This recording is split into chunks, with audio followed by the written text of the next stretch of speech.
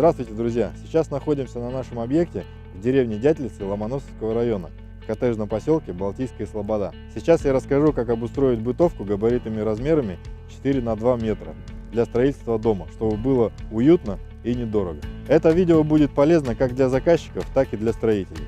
Идемте со мной.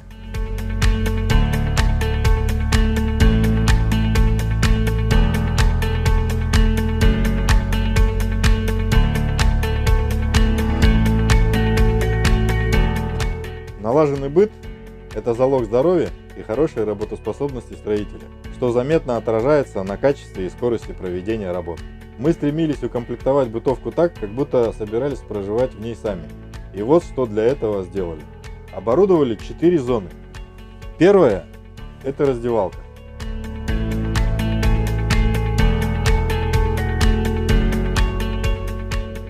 Вторая зона – это для продуктов и для приготовления пищи. На первой полочке можно поставить плитку и чайник, на второй полочке ставим посуду, на третьей складываем продукты. Обе эти зоны достаточно маленькие, но тем не менее они очень важны в быту. Третья зона – это 3 спальных места, которые мы выполнили из 25 досок сечением 25 на 100 мм. Нижние 2 места мы расположили примерно на высоте колен. В нашем случае это составляет 45 см от пола.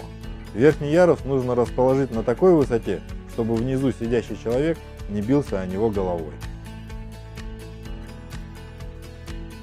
Рядом с верхним спальным местом для удобства мы расположили вот такую вот маленькую полочку для складирования планшетов, телефонов и так далее. Важно рядом с ней разместить розетку для зарядных устройств.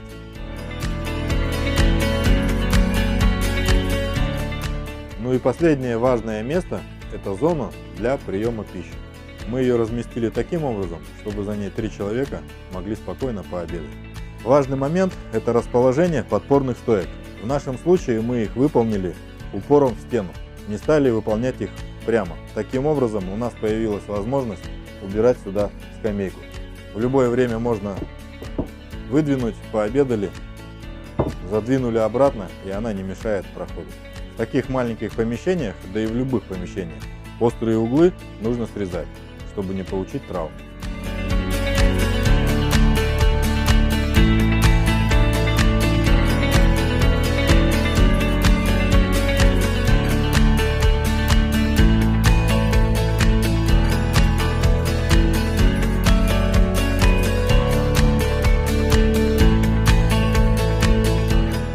Ну что ж, друзья, на обустройство этой бытовки мы потратили 3000 рублей. На мой взгляд, получилось уютно и комфортно. Ну а на сегодня у нас все. Задавайте вопросы в комментариях, подписывайтесь на наш канал и до новых встреч.